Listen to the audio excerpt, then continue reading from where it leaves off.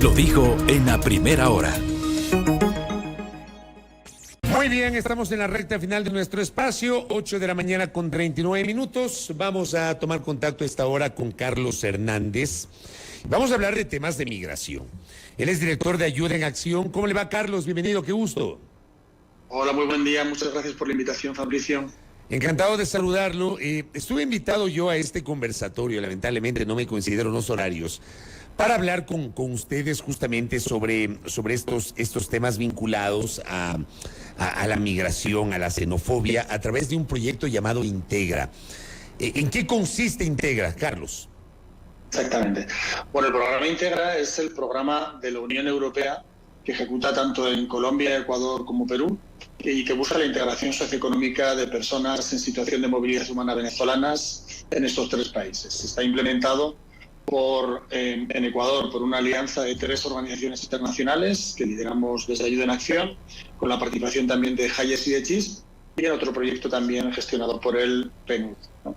Es un programa que se ejecuta en las 6 principales ciudades del país, Quito, Guayaquil, Cuenca, Manta, Santo Domingo e Ibarra, y que pretende, como le comentaba, pues la integración socioeconómica, en este caso de personas en situación de movilidad humana y también de la comunidad de acogida ecuatoriana en situación de mayor vulnerabilidad. ¿Cómo surge la estructuración de este programa Integra, Carlos?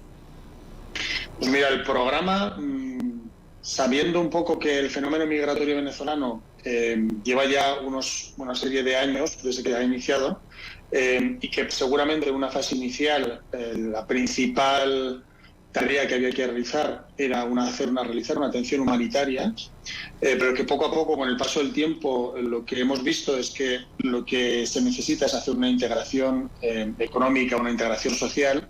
Se plantea un proyecto donde tenemos, por un lado, un componente de este proyecto que tiene un componente de protección, en el que lo que pretendemos es que tanto la población ecuatoriana como venezolana, que está en una situación de mayor vulnerabilidad, tenga unas mínimas condiciones de protección que le permitan después poder acudir a itinerarios formativos en busca de una buena inserción laboral, una buena empleabilidad, y lo mismo vinculado con la incubación y la aceleración de emprendimientos. Y por último, un último eje, un último resultado que lo que busca es fomentar una cohesión social o una mayor cohesión social, y entre ellas hay varias actividades, ¿no? Una de ellas es la que realizamos el otro día, a la cual fuiste invitado, y que consiste también un poco en conversar, en sensibilizar e incluso también en poder hacer algunas formaciones vinculados un poco con temas de migración y también medios de comunicación y cómo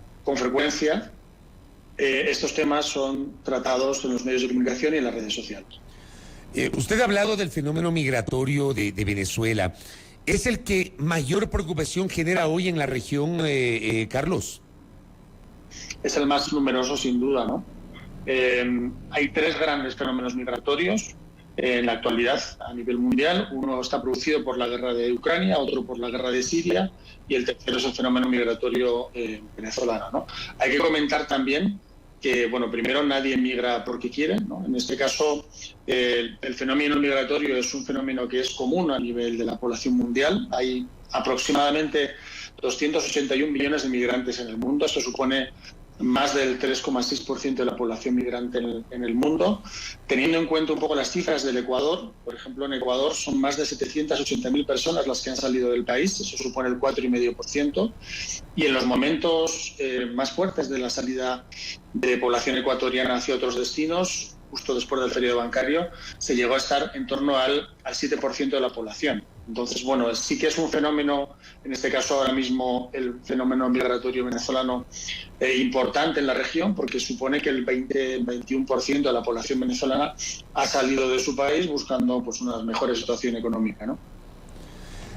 ¿Qué pasa en Ecuador con este fenómeno? Ecuador ha soportado durante los últimos años, sobre todo antes de la pandemia. No sé si las cifras bajaron después de la pandemia, pero antes de la pandemia aquí hubo una migración histórica de venezolanos, Muchos se quedaron acá en el Ecuador, otros pasaron de largo, fueron hasta el Perú y trataron de llegar hasta Chile. En Chile también fue todo un conflicto de carácter político por ese tema. Pero aquí en el Ecuador, ¿cómo analizamos justamente esta diáspora venezolana, Carlos? Bueno, mira, en términos de población, yo creo que a veces los números son fríos, pero a veces nos indican también mucho, ¿no? En la región nosotros somos el tercer país de mayor acogida, ¿no? El primero, con mucha diferencia, es Colombia, donde más de 3 millones de personas de origen venezolano están residiendo o están en condición de tránsito por el país. El segundo país es Perú, perdón, y el tercer país es Ecuador. Nosotros en este momento son cifras siempre estimadas, porque hay que recordar que por un lado las cifras de población y los registros se sacan de alguna manera con las entradas y salidas por puestos regulares del país, pero no hay que olvidar que durante sobre todo la pandemia, como las fronteras estaban cerradas, la mayor parte de la población ingresó sobre todo por puestos o por trochas o por caminos o por puestos, podríamos decir, irregulares. En este momento se estima que hay entre 500 y 800.000, ¿vale? 500.000 seguramente con voluntad de permanencia y en torno a unos 300.000, se estima para finales de año, que estén en situación de tránsito hacia otros países, hacia Perú, Chile, como comentabas, ¿no? E incluso también la migración de sur a norte, ¿no? Porque ya no solamente es unidireccional, sino que también algunos de los migrantes que han podido asentarse pues, en Perú, en Chile, en otros países, están haciendo el camino de regreso o bien hacia Venezuela o bien hacia cruzar el Dairén y de ahí ir hacia Estados Unidos, ¿no? Ya que hablamos de esas, ¿no? El tema del Darién que se ha convertido hoy en este espacio que genera mucho riesgo, esta frontera natural entre Colombia y Panamá, que se ha convertido ahora en este pasaje por donde los migrantes tratan de pasar Centroamérica para llegar a México y luego a la frontera con Estados Unidos. Esta es una, digamos, una nueva forma de enfrentar peligros dentro de la migración. ¿O antes ya se utilizaba la selva del Darién, Carlos? Bueno, lo que pasa es que antes, sobre todo, la migración era más centroamericana hacia Estados Unidos, ¿no? Entonces, no era necesario hacer ese cruce del Darién. Sin embargo, es verdad que ahora mismo, sobre todo, la población venezolana es la primera nacionalidad que está cruzando el Darién. Y no es de extrañar, no sé si esta cifra la maneja la ciudadanía ecuatoriana, pero la segunda nacionalidad de personas que están cruzando el Darién es la nacionalidad ecuatoriana. Es decir, esto también indica que está habiendo una emisión de migración por parte de Ecuador hacia otros países, ¿no? Entonces, si bien es cierto que el Darién no se cruzaba antes tanto como está cruzando ahora, porque la migración hacia Estados Unidos era más centroamericana, no es menos cierto que las situaciones que se han producido a lo largo de estas últimas décadas en Centroamérica, en México, para llegar a Estados Unidos, bueno, pues han sido similares en términos de vulneración de derechos, en términos de coyoterismo, en términos de distintas situaciones peligrosas que tiene que pasar la población migrante para poder llegar a la frontera con Estados Unidos, ¿no? En el caso del Ecuador, no sé si ustedes tienen algún tipo de análisis sobre el incremento de la migración desde Ecuador hacia Estados Unidos, arriesgando justamente la vida, la seguridad por la selva del Darién, por la situación tan compleja a nivel económico y de seguridad que estamos enfrentando en el Ecuador. ¿Tienen alguna estadística, Carlos? Mira, todavía no, para este año no, pero para el año pasado se estimaba ya que 50.000 personas habían salido del país, ¿no? Y que los puntos de emisión, también a nivel ecuatoriano, eran los puntos de emisión clásicos, es decir, Cañar, Azoa y Pichincha, etcétera, ¿no? Son zonas que tradicionalmente han sido emisoras de migrantes, ¿no? Ese es un poco el análisis que hemos realizado en los últimos meses y, sin duda, también yo creo que la misma situación del país, ¿no? Temas económicos, la economía del país, la situación también de violencia que se vive en algunas zonas del país, pues también hace que haya una mayor voluntad o unas mayores ganas por migrar y buscar un mejor futuro fuera de las fronteras, ¿no? Ahora, hablando del caso del Ecuador, de la migración que estamos recibiendo, hay una serie de situaciones que acá en el Ecuador, que estamos enfrentando una crisis de seguridad que no tiene precedentes en nuestro país. Hay sectores que asocian esta crisis de seguridad con la migración venezolana, incluso con discursos, ciertos opinadores, un discurso muy xenófobo, criticando la presencia de venezolanos. Y esto ha provocado que haya sectores que plantean restricciones para el ingreso de ciudadanos venezolanos al Ecuador. ¿Cómo enfrentar esta situación, estos discursos xenófobos, en donde ponen a todos los venezolanos en el mismo saco, como que la delincuencia que estamos enfrentando en el Ecuador y la criminalidad está asociada per se a la migración venezolana al Ecuador? Carlos. Sí, exactamente. Bueno, primero comentar que no es solo un fenómeno que ocurre en el Ecuador, ¿no? Es un fenómeno que ocurre en todos los países que reciben población migrante, ¿no? Hay un estudio realizado por la Migration Policy Institute y por el Brookings Institution que argumenta que la creencia de que los migrantes y refugiados venezolanos aumentan las tasas de criminalidad en los países de acogida es infundada, ¿no? Nosotros llevándolo un poco al Ecuador y haciendo un poco un análisis de la población privada de libertad en el país, sacando datos fríos, solamente el 7,5% de la población penitenciaria corresponde a otras nacionalidades y 1,8% corresponde a personas de nacionalidad venezolana. Con lo cual, si comparamos muchas veces esa percepción generalizada con las cifras reales, vemos que no hay tal relación entre esa percepción.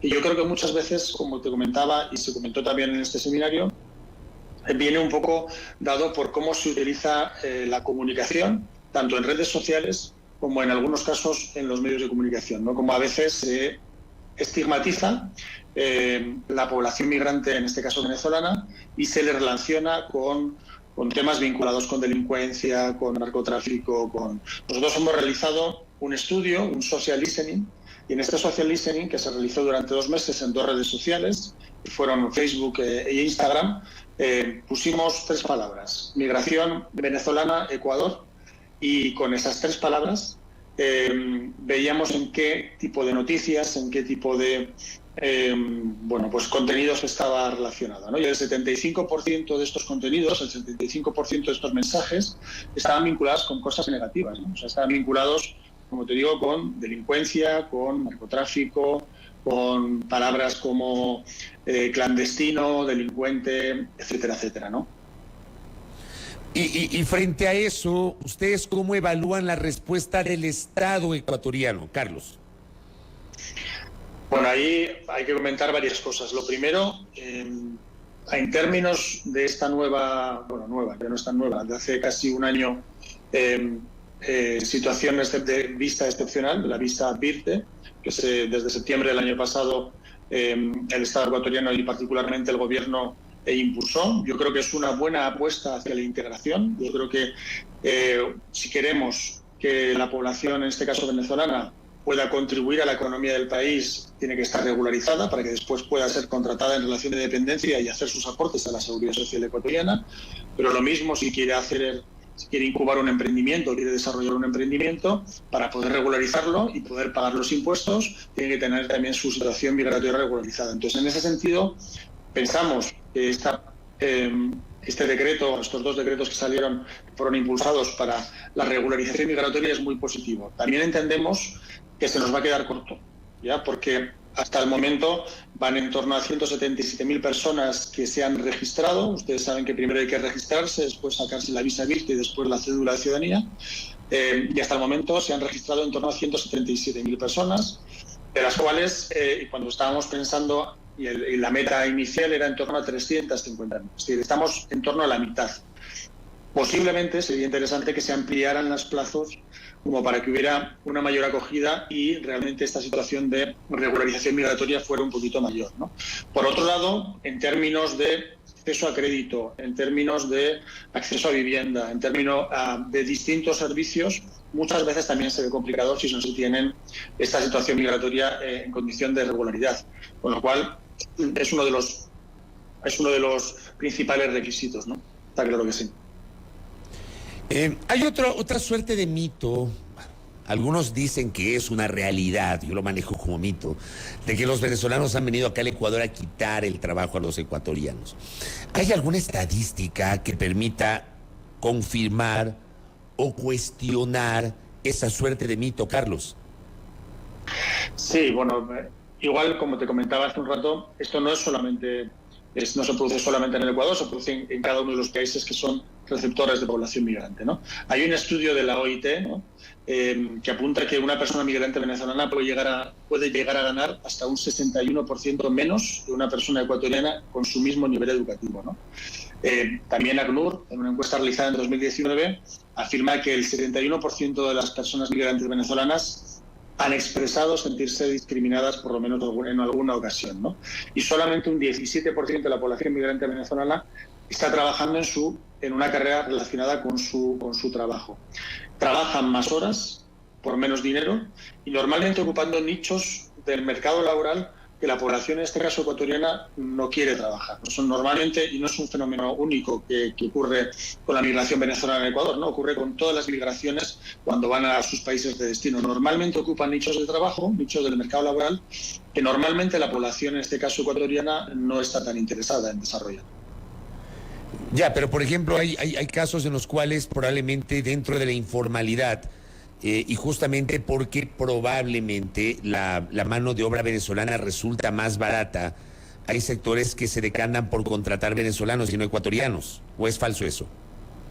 No, bueno, claro, por supuesto que se pueden dar este tipo de casos, y por eso, si lo que queremos es que haya una mayor aportación a la economía del país, lo principal es que haya una regularización migratoria lo más extensa posible, que pueda llegar a la mayor parte de población en este caso, y de esa manera habrá la posibilidad de contratar en relación de dependencia, y también habrá la posibilidad de que estas personas aporten a la economía nacional, ¿no?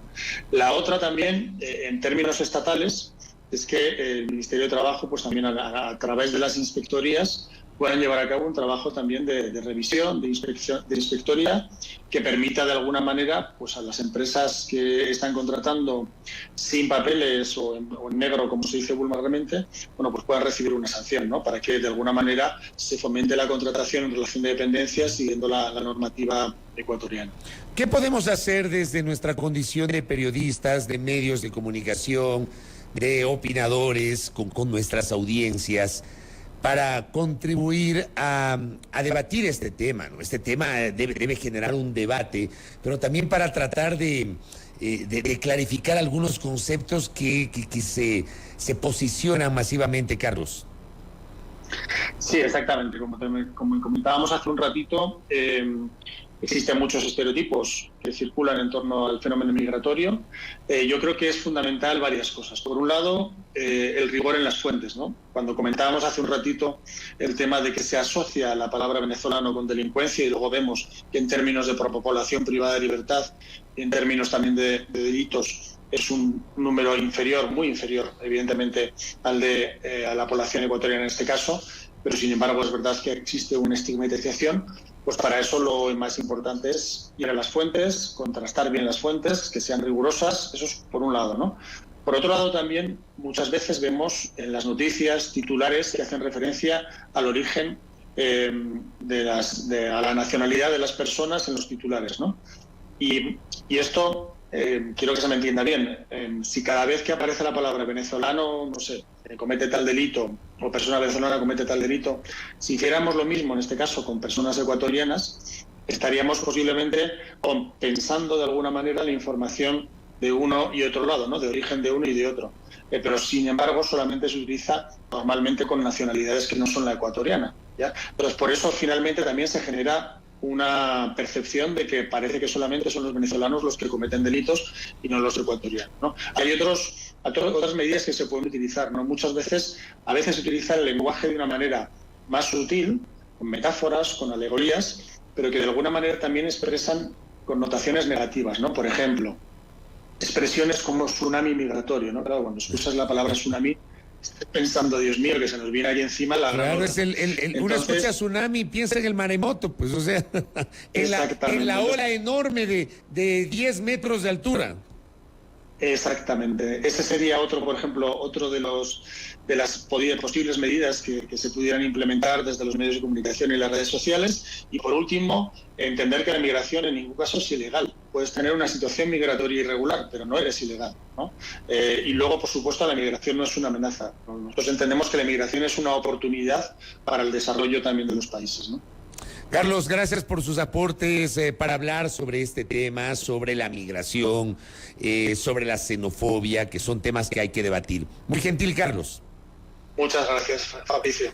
Gracias a nuestro invitado Carlos Hernández, director de Ayuda en Acción, uno de los colectivos, de los grupos que forman parte de este proyecto llamado Integra, que apuntala y mira a la migración como un reto, pero también como una oportunidad. Estos temas hay que debatirlos sobre todo por determinados frames que se posicionan, ¿no? Que se van posicionando en el imaginario de la opinión pública. Muy bien.